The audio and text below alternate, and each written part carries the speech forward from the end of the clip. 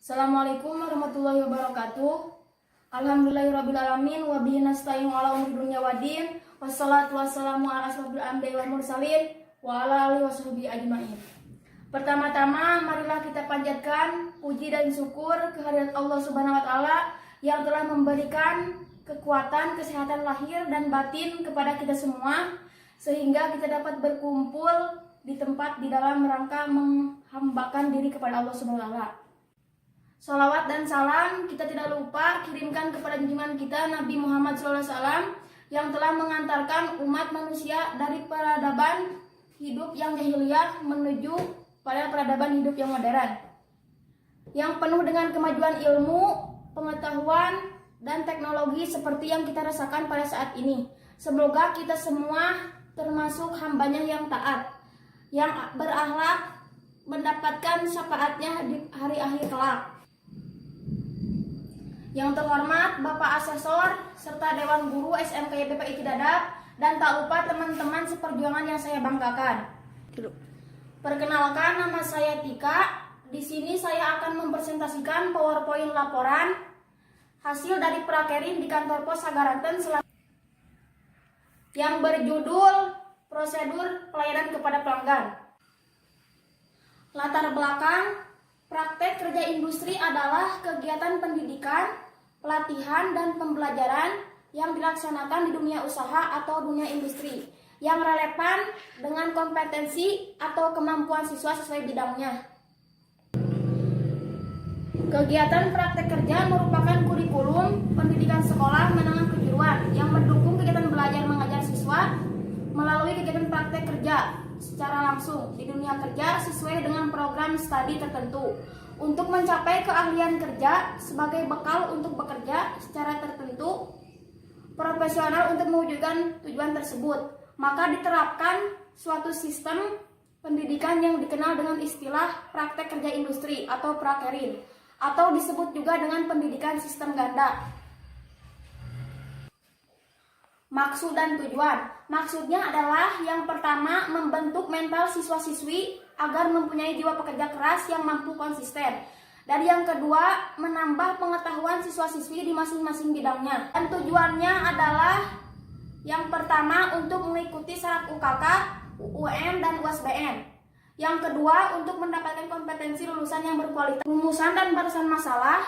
Rumusan masalahnya adalah bagaimana prosedur pelayanan kepada pelanggan di kantor pos tersebut.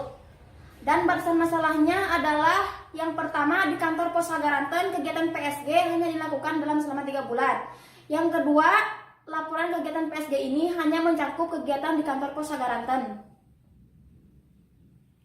Metode penulisan adalah penulisan deskriptif, yaitu metode penulisan yang memfokuskan pada suatu masalah dari suatu keadaan yang teliti. Teknik penulisannya ada 3, yaitu observasi, artinya dapat diartikan memperlihatkan atau melihat. Yang kedua, interview atau wawancara, merupakan suatu metode pengumpulan berita, data atau fakta di lapangan. Prosesnya bisa dilakukan secara langsung dengan cara tatap muka dengan narasumber. Yang ketiga, literatur, yaitu merupakan metode pengumpulan data dengan cara mempelajari buku-buku atau suatu yang ada kaitannya dengan yang menulis bahas. Bahasan pokok. Bidang tugas dalam pelaksanaan prakerin. Macam-macamnya adalah yang pertama, pelayanan kepada pelanggan. Yang kedua, melayani keluhan pelanggan. Yang ketiga, membina hubungan baik dengan pelanggan. Yang keempat, memberikan penjelasan. Mekanisme bidang pekerjaan. 1. Pelayanan kepada pelanggan. Beberapa cara yang harus ditempuh yaitu sebagai berikut. 1. Mendengarkan dengan penuh perhatian semua yang diutarakan pelanggan. Yang kedua, menanggapi pembicaraan pelanggan bila pelanggan mengharapkan tanggapan kita. Yang ketiga, bila sedang melayani pelanggan, tempatkanlah kepentingan pelanggan pada nomor 1. Yang keempat, berusahalah menduga-duga kira-kira apa saja yang diinginkan pelanggan. Yang kedua, memberikan pelayanan yang efisien. Contohnya, pergunakan waktu seefisien mungkin. Yang ketiga, meningkatkan harga diri pelanggan. Contohnya, pujilah dengan tulus dan hormat kepada pelanggan. Yang keempat, membina hubungan baik dengan pelanggan. Contohnya, persilahkan pelanggan menanggapi dan berusaha menyelesaikan masalah. Yang kelima, dapat menentukan keinginan pelanggan. Contohnya, menanyakan kepada pelanggan apa saja keinginannya. Kemudian, tentukan intisari yang diinginkan pelanggan. Yang keenam, memberikan penjelasan. Jelaskan kepada pelanggan tentang suatu hal yang tidak diperkenankan dilakukan karena merupakan kebijakan perusahaan. Yang ketujuh, memberikan penjelasan tentang jasa pelayanan yang didapat. Contohnya, jelaskan kepada pelanggan tentang keuntungan yang akan diperoleh jika mereka menggunakan fasilitas dan pelayanan tertentu yang diberikan oleh perusahaan. Yang kedelapan, cara mengatasi keluhan pelanggan.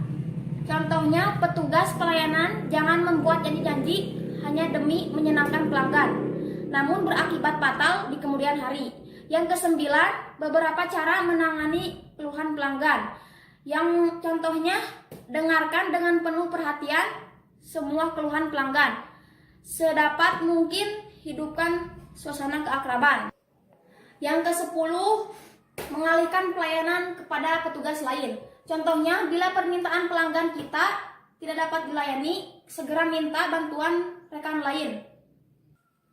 Penutup, kesimpulannya, setelah melaksanakan penelitian yang ditugaskan di kantor pos Kecamatan Sagaranten, kami menarik kesimpulan sehingga kami dapat membandingkan kompetensi atau keterampilan dengan jenis pekerjaan di tempat kami menjalani penelitian, sehingga kami dapat melaksanakan tujuan dari pelaksanaan penelitian. Karena semua keterampilan yang kami peroleh di bangku sekolah dapat kami terapkan di tempat di mana kami melakukan penelitian, yaitu di kantor pos Sagaranten. Demikianlah beberapa hal yang bisa saya sampaikan. Sebelumnya saya mohon maaf yang sebesar-besarnya kepada Bapak Asesor serta Dewan Guru dan rekan-rekan perjuangan yang saya hormati. Apabila di dalam penyampaian mungkin ada kesalahan kata atau beberapa pernyataan yang kurang jelas, saya ini hanya manusia biasa yang tidak luput dari kesalahan. Sekali lagi terima kasih atas perhatiannya. Wassalamualaikum warahmatullahi wabarakatuh.